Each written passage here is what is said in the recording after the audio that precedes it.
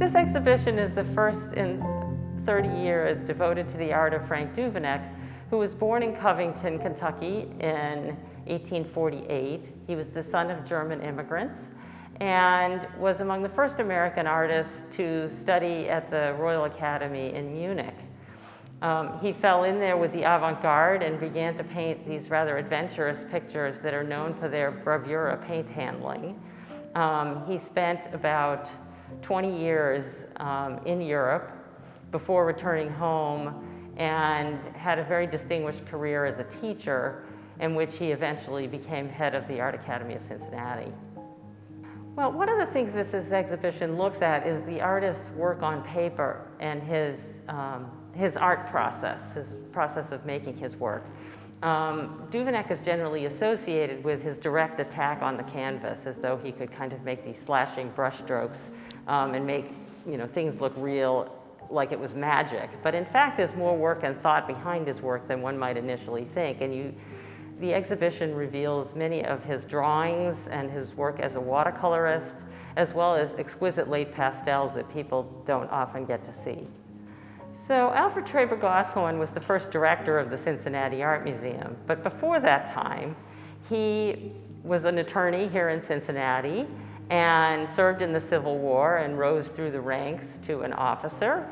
And he showed such skill as a manager that he became the director of the industrial expositions, these great international trade fairs that took place in Cincinnati in the 1870s. And because of that work, he was tapped to become Director General of the Great Centennial Exposition, this huge World's Fair in Philadelphia to celebrate the anniversary of the signing of the Declaration of Independence.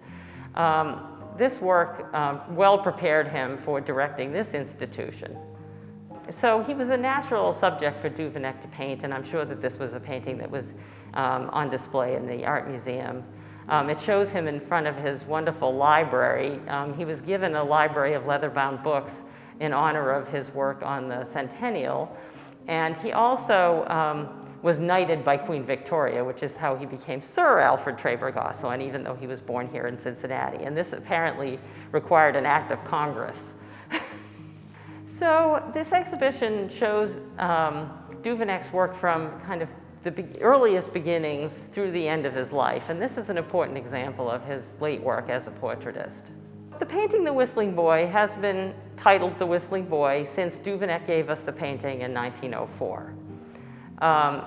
Artists are sometimes very closely involved in the titles of their work. Sometimes some artists don't really care, but in any case, that has been the title of the painting.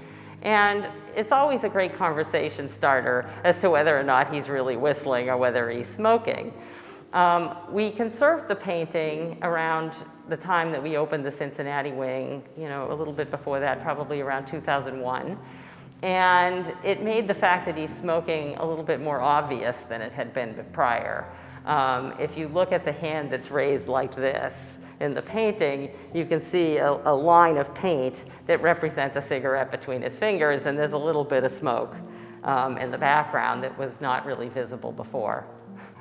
This exhibition has a wonderful exhibition catalog that's available in our shop, which represents a lot of new scholarship and has more than 100 beautiful color plates. So it's a wonderful opportunity for learning more. If you would like to come and see this wonderful exhibition, please register in advance online, and you'll have a very wonderful and safe visit.